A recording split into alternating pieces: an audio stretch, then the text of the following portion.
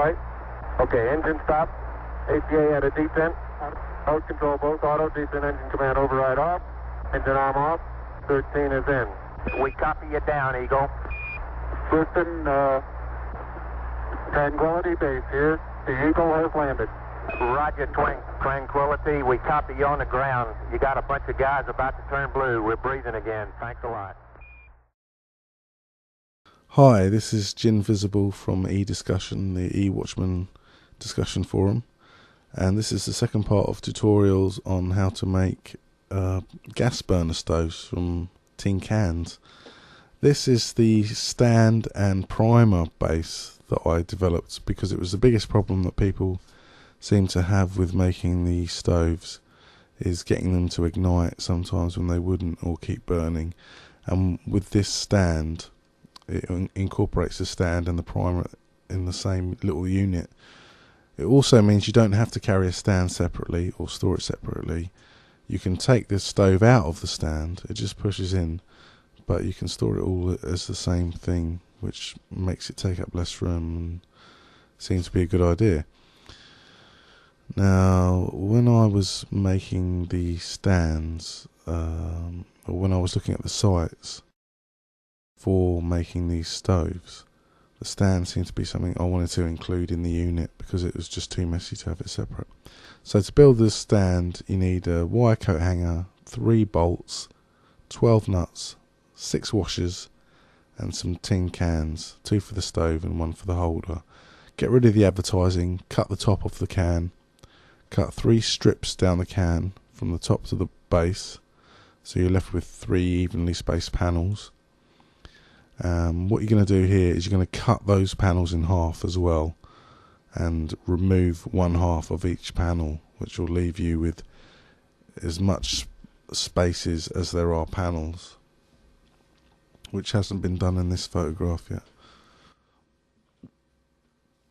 There it is. And then you round the tops off, and you'll need to cut them down a little bit because they'll be a bit too long.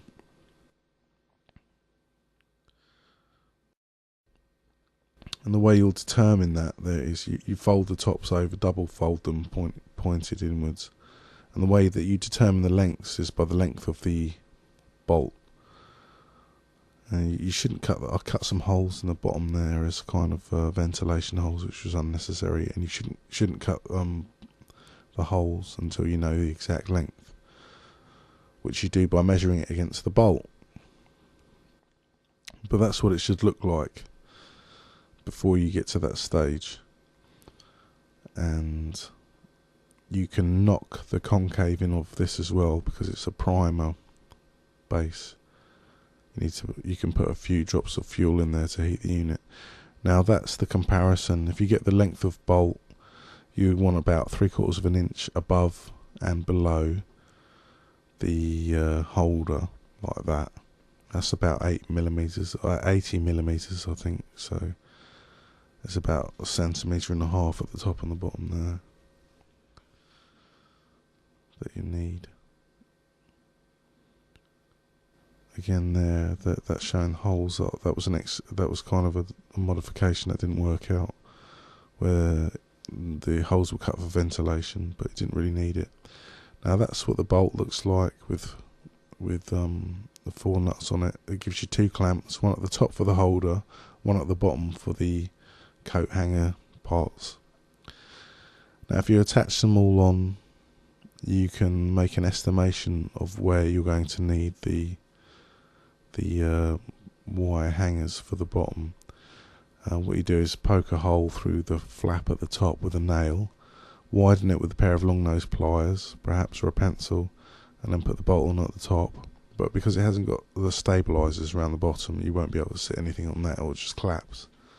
But you can use it to estimate the length of the stabilisers, which you cut out of the coat hanger. So you cut 3 sections out like that, and then slightly curve them and hook the ends in, and then that's going to sit round the 3 bolts, upright bolts, to hold them up like that at the bottom, and that's where you need washers, or they come in useful. And take the holder out when you do that, because it just gets in the way. But you'll be able to sit virtually any kind of weight on top of that, because there's no real weight that you can cook on, no cooking pot that's going to be able to squash those 3 bolts down, as long as they're kind of standing fairly upright. And the hanger does that nicely. And once they're on, you put the holder back on and just screw it in, and that's basically your little Eagle unit. And it's good because you can prime the stove by putting a few drops of fuel under it and igniting it as you ignite the stove, which helps ensure that the fuel in the cup vaporizes and you get a burn going.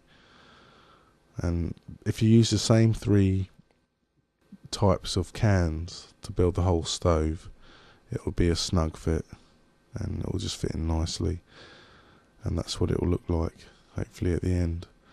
The penny stove there is a little bit too deep. It's not necessary to have that depth. A shallower stove helps with efficiency and ensures that the gas vaporizes again. But this seems to solve the 2 problems that most people were having online when they were building the stoves, which was to have a stand incorporated in a primer base as well. It's very easy to store, it's really small, it's inexpensive. You just got to try and get it right. That's where the primer fuel goes, which should be not very much, about half, maybe 2 millilitres, 4 or 5 drops of fuel there to heat the stove before it ignites from underneath.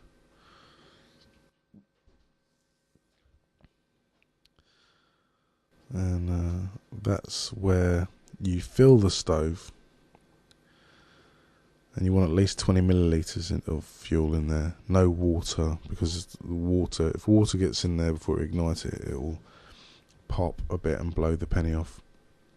So you put fuel in the top there that goes into the cup, and then you put a penny on top of those holes that are in that dimple, and you fill the dimple with fuel as well, and you light it at the bottom and at the top, and you'll get one stream of flame coming out the top until the fuel sinks under the penny and starts vaporizing, and then will ignite through the burner ring, hopefully giving you a good burn that you can boil water on and such like.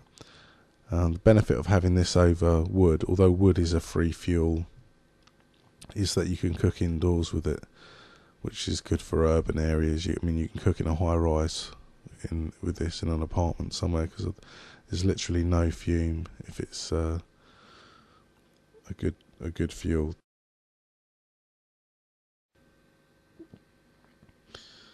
The whole unit does heat up as well, so something to keep in mind. So this is how you prime it, and you don't want to get caught walking around with a syringe full of methylated spirits and something that looks like a crack pipe. That syringe came from a inkjet printer refill kit, but it was quite useful just for putting the fuel in there. So the fuel's already been put in the cup, and then I've just primed it at the bottom and at the top, and light it at the bottom and at the top, and then you get a single flame coming out until the fuel heats up and falls under the penny and vaporizes. And then you can put your water on that, your soup or your stew, or I've got quite a good boil going there.